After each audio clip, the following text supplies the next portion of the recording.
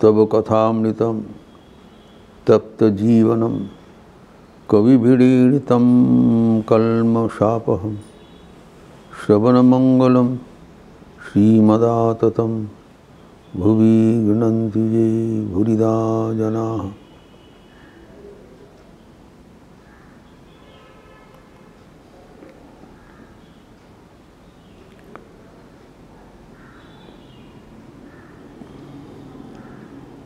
ज्ञान लाभ करने के लिए जो प्रस्तुति उसका अंतर्गत है समाधि साधन करना चाहिए। उसमें से 6 प्रकार का जो षटक संपत्ति बताया, शमदम उपरति, उसके बाद तितिक्षा चौथा।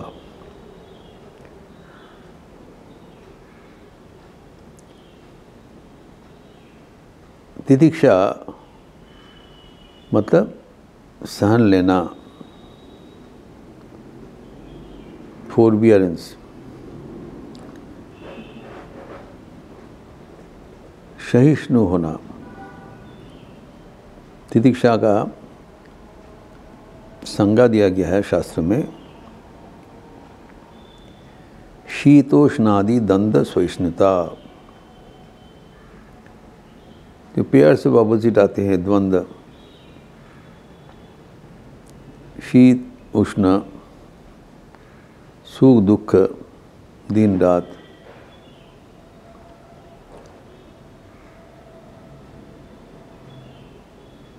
अनुकूल प्रतिकूल, नाना प्रकार का अवस्था से हमें अप्स एंड डाउन्स होता है।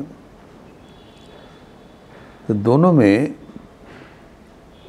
अपना स्थिरता, मानसिक स्थिति को बजाय रखना ही सहिष्णुता है, तितिक्षा है। बहुत कठिन है, क्योंकि मन का स्वभाव जब अनुकूल परिवेश में मन सुख होता है, अच्छा लगता है, और प्रतिकूल परिवेश में को बुरा लगता है, तो मानसिक भारसाम्य नहीं होता, दुलाचल रहता है, पुशन पुल। मन को स्थिर रखना दोनों परिस्थिति में बहुत कठिन है। अगर अनुकूल में हम उत्साहित हो जाएंगे तो प्रतिकूल में जरूर हम निरुत्साह हो जाएंगे। Goes without saying. दोनों अवस्थाओं में मन को स्थिर रखना, द्वंद्व सहिष्णुता, सह्य करना। तो श्री रामकृष्ण कहा करते थे कि ये सह्य करना हमारे सर्वोच्च साधन है। स कहते वर्णमाला में 3 प्रकार का स है, दंत तलवदनश। ठाकुर उनके सरल भंगी से हमें इंडिकेट करते 3 प्रकार का स का अर्थ है जीव सह्य करो। जो भी परिस्थिति है उनको शांत चित्त से उनको सहन लो। अगर हम नहीं सहनते हैं तो हमें झेलना पड़ेगा। समझना चाहिए कि परिस्थिति में जो उद्भव हुआ है, इसका अभी उपस्थित हुआ है, उसका तो हमें मुकाबला करना ही पड़ेगा। हम रोते हुए करें, हंसते हुए करें, और शांत होकर करें। तो इससे हम एक तो हमको सहना ही पड़ेगा, दूसरा अगर सहनते समय हम कष्ट रोने का कष्ट भोग करें तो एडिशनल कष्ट हुआ। एक तो प्रतिकूल परिवेश को मुकाबला करने के लिए जो असुविधा हो रहा है वो तो हो ही रहा है, अगर उसके बारे में हम दुश्चिंता करें, विपरीत प्रकार का भावना लाएं, तो और भी नुकसान पहुंचेगा। तो ये कोई बुद्धिमान का व्यक्ति नहीं है। जो सहना पड़ेगा उसको सहन लेना चाहिए। What is can be done. लेकिन और एक बात है, तो जब ऐसी अवस्था होता है, इसको सहन लेने के बाद जब ठाकुर बोल रहे हैं 3 प्रकार के सौ, कहते जे शय से रय, जे नाश है से नाश है। जो सहता है वो रह जाता है, जो नहीं सहता है उसका विनाश होता है। तो ये जो आध्यात्मिक दृष्टि से इसको ऐसी सहन लेना ही हमारे जीवन का फायदेमंद है। लेकिन जब हम वास्तव जीवन का मुकाबला करते हैं तब हमारे मन में होता है कि इसको मुकाबला क्यों करें। जब प्रतिकूल परिवेश होता है उसको अनुकूल में परिवर्तन क्यों नहीं किया जाए, हम क्यों झेलते रहें। ये स्वाभाविक रिएक्शन होता है। लेकिन अगर हम कोई प्रतिकूल परिवेश आवे उसको हम अनुकूल करने के लिए जो हम प्रयास करें, ये तितिक्षा का अंतर्गत नहीं है, समझना चाहिए। तो हम लोग basically we nobody wants to have this follow the तितिक्षा। तितिक्षा को किस कारण से तितिक्षा पालन करना चाहिए हमें वो समझना चाहिए कि तितिक्षा का कारण है मानसिक भारसाम्य बजाय रखना, keep the balance of our mind. अगर हम सही, सब आदमी तो अच्छे समय में सब अच्छा रहता है, थोड़ा बिल्कुल चूक हो जाने से हम लोग बेचैन हो जाते हैं। That is the test of our mental balance, mental poise. अगर मन शांत है, ध्यान कर रहे हैं, जप कर रहे हैं, मन बहुत शांत है, थोड़ा बहुत इधर उधर हो गया बस सब शांति खो बैठते हैं। अर्थात we have not been able to establish ourselves in the state of mind। मन में ऐसी अवस्था होना चाहिए कि मन भगवान में तल्लीन हो जाना चाहिए, ताकि मन का थोड़ा वो इधर उधर बहिर्मुखी भावना भी रहे, वो हमें मन को हिला नहीं सकते। ये जो भावनाएं हैं ये सबसे बड़ा महत्वपूर्ण है कि जो भी अवस्था प्राप्त हो हम हमारा मानसिक स्थैर्य नहीं खोएंगे। यही तितिक्षा है। तो तितिक्षा का जो भाव है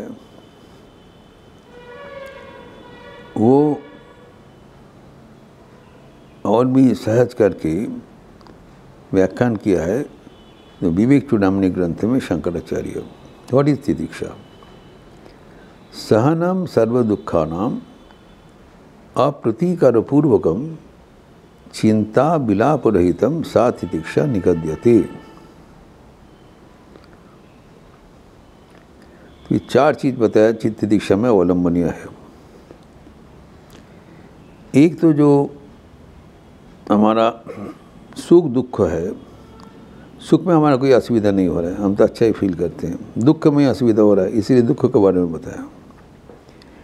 जब सुख तो हम सहन लेते ही हमको सुख हमारे लिए स्वागत है, लेकिन दुख होने से हम लोग बेचैन हो जाते हैं। दुख होने से इसको कैसे हम उसको मुकाबला करें उसके लिए व्यस्त हो जाते हैं, दुर्भावना हो जाते हैं। पहले तो बताया सब प्रकार का दुख जो है, जो इसको सहन लो और उसको पुष्टिकरण किया। अप्रतीकारपूर्वकम, प्रतिकार करने के लिए कुछ मत किया जाए भाई। कारण ये जो परिस्थिति हमारे सामने आए हैं उसका एक उद्देश्य है। अब तक जब तक हमारे जीवन में प्रतिकूल परिस्थिति नहीं आते हैं तब तक हमारा जीवन का सफाई नहीं होता है। ये हमें समझना पड़ेगा। जीवन में प्रतिकूल परिस्थिति हमारे भलाई के लिए आ रहा है। It's blessing in disguise. This is the main point. अगर कोई प्रतिकूल परिवेश अगर उपस्थित हो जाए, हम उसको हटा दे, तब वी मिस दैट अपॉर्चुनिटी। जीवन में प्रतिकूल परिवेश ही हमें आगे बढ़ाने के लिए मदद करते हैं। It is a forerunner of a success in life.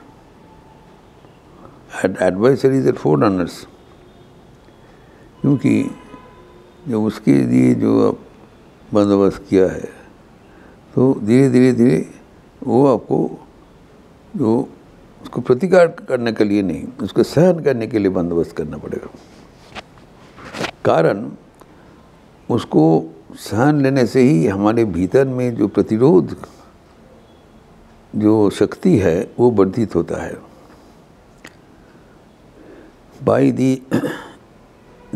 By facing the adverse situations, we increase our ability to tackle the situation. अगर सिचुएशन हट जाए तो हमारा कोई अग्रगति नहीं होगा, वृद्धि नहीं होगा। तो हमारे भीतर जो शक्ति है, जो अंतर्निहित शक्ति है, उसको विकसित करने के लिए ही प्रतिकूल परिस्थिति आके उपस्थित हुआ है। ये है सीक्रेट। जब तक हमारा प्रतिकूल अवस्था नहीं आएगा तब तक हमारे भीतर का शक्ति का कोई जांच नहीं होगा।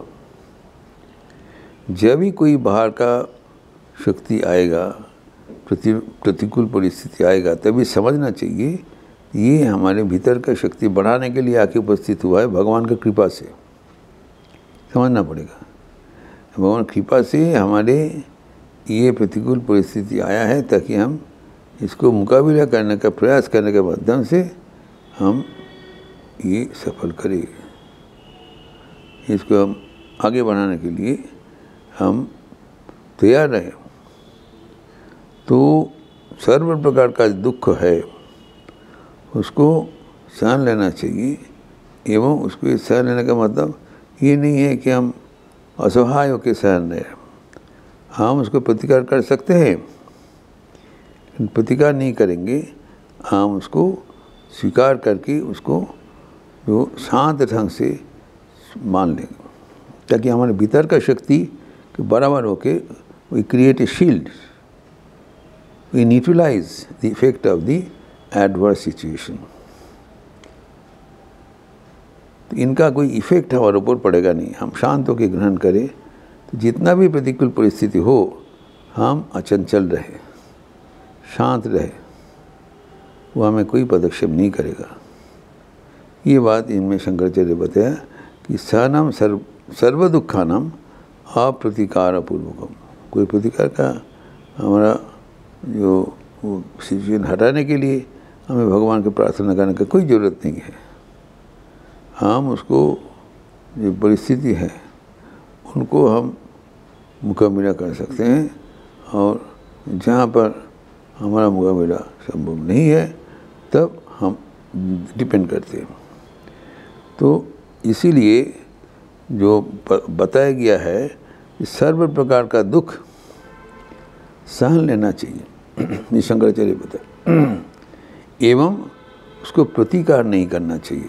प्रतिकार करने से वो प्रतिकूल परिस्थिति हट जाएगा तो हमारे भीतर जो छिपा हुआ शक्ति है वो विकसित होने का अवसर नहीं मिलेगा। तो प्रतिकूल अवस्था हमारे भलाई के लिए है, ये हमारे मन में आना चाहिए, तभी हमारा जीवन में उसको विन विन सिचुएशन बनेगा।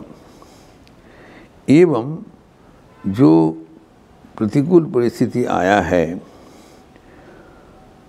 उसको न केवल प्रतिकार नहीं करते हुए हम उसको ग्रहण करना चाहिए, उसके लिए कोई चिंता एवं विलाप भी नहीं करना चाहिए। हम सोचते रहते हैं, हम उसके लिए जो शिकायत करते रहते हैं, एक दूसरे को बताते हैं, इसको भी नहीं करना चाहिए।